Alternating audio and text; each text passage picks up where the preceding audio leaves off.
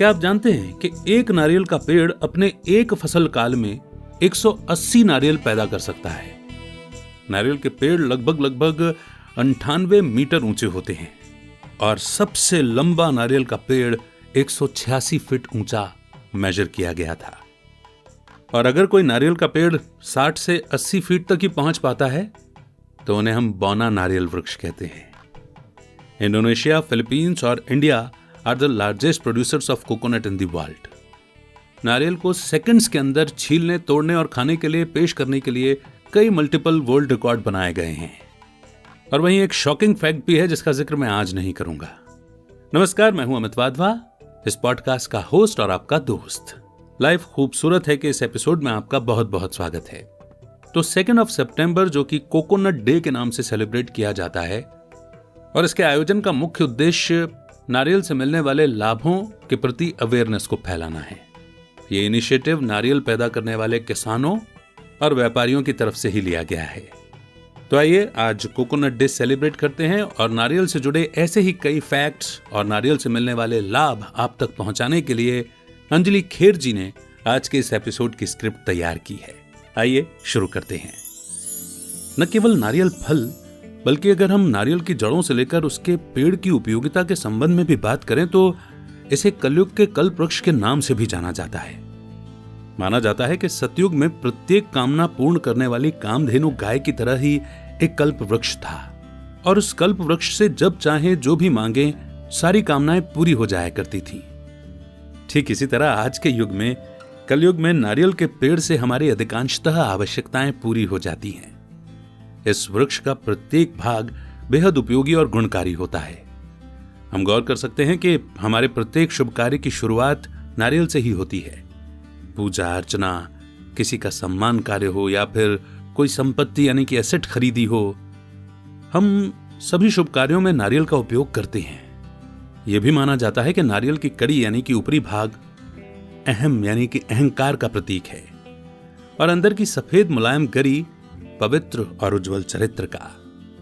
और इसीलिए जब हम किसी देवता को समर्पित करने के लिए नारियल तोड़ते हैं तो हम अपने व्यर्थ के अहंकार, ईर्ष्या, द्वेष और स्वार्थ भाव का नाश करते हुए असल में अंदर से हम जो आत्मा है जिसका स्वभाव ही गुण, शांति, पवित्रता है, तो अपने अत्यंत स्वस्थ व्यक्तित्व का निर्माण की पहल करते हैं।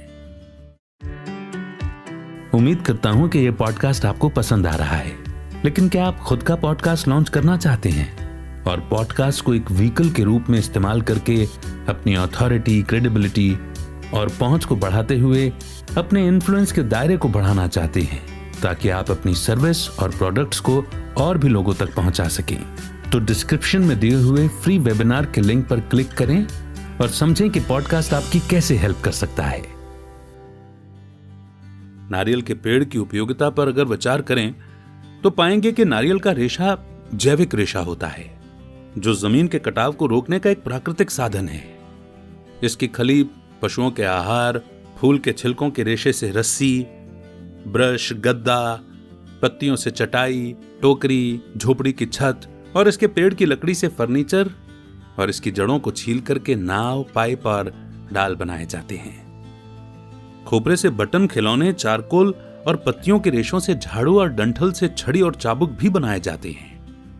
नारियल की जटा से दातून बनाए जाते हैं। तो इस तरह हम देखते हैं कि नारियल के पेड़ का कोई भी हिस्सा व्यर्थ नहीं जाता। वैसे भी प्रकृति के पास व्यर्थ या कचरा या वेस्ट जैसा कुछ है ही नहीं।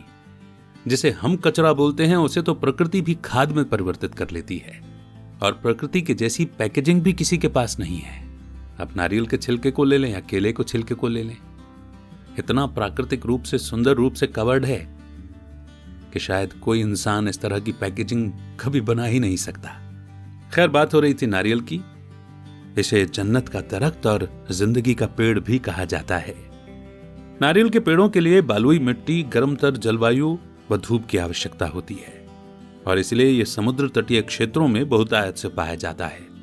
वैसे तो ये इंडोनेशिया में सबसे ज्यादा पाए जाते हैं, पर अगर भारत की बात करें तो मुख्यतः केरल, तमिलनाडु, कोंकण, बंगाल और उड़ीसा में सबसे अधिक पैदा होते हैं।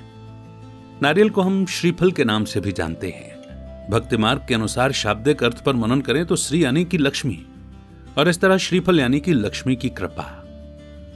अर्थात जब घर में नारियल रखते हैं तो हम पर लक्ष्मी यानी कि समृद्धि और संपन्नता के आशीषों की वर्षा होती है। आध्यात्मिक दृष्टिकोण से नारियल पर 3 काले निशानों की तुलना शिवजी के 3 नेत्रों से की गई है। 2 शारीरिक आंखें अर्थात जगत को बाह्य दृष्टि से देखना, और तीसरा नेत्र यानी कि अंतर मन के अवचेतन बातों को समझते हुए सही गलत और सच्चे झूठे की पहचान करने की सीख देते हैं। नारियल के ऊपर की शिखा सकारात्मक ऊर्जा का प्रचुर भंडार मानी जाती है। जब हम पूजा में कलश पर नारियल रखकर ऊपर से चंदन, केसर, रोली और तिलक लगाते हैं तो मन अभूतपूर्व शांति के भाव से सराबोर हो उठता है और फिर हमारे समस्त कार्य सफलता को प्राप्त होते हैं। माना जाता है कि कल्प वृक्ष में त्रिदेव यानी कि ब्रह्मा, विष्णु और शंकर का वास होता है, और इस हेतु से कलयुग के कल्प वृक्ष यानी कि नारियल के पेड़ में देवताओं के वास के कारण ही यह संपूर्ण वृक्ष अकल्पनीय फायदेमंद और इसका फल अत्यंत गुणकारी और स्वास्थ्यवर्धक होता है।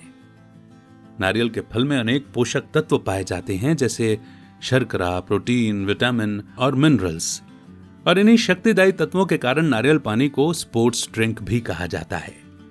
ये स्वास्थ्य के दृष्टिकोण से भी बहुत लाभकारी होता है।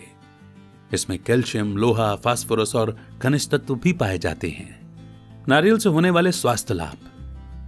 हर दिन अगर आप नारियल खाते हैं तो कभी भी मुंह का कैंसर नहीं होगा।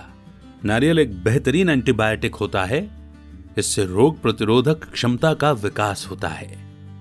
नारियल मस्तिष्क के लिए अमृतमयी होता है। इसके नियमित सेवन से याददाश्त तेज होती है।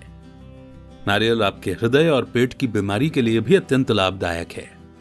नारियल में कार्बोहाइड्रेट्स और विटामिन बी की प्रचुरता होने के कारण यह शरीर की कोशिकाओं को ऊर्जित कर अल्जाइमर से लड़ने की शक्ति भी प्रदान करता है।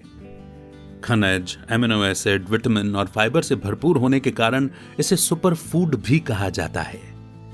नारियल में 48.5% लॉरिक एसिड होता है और इसीलिए इसे मां के दूध के बराबर पौष्टिक माना गया है।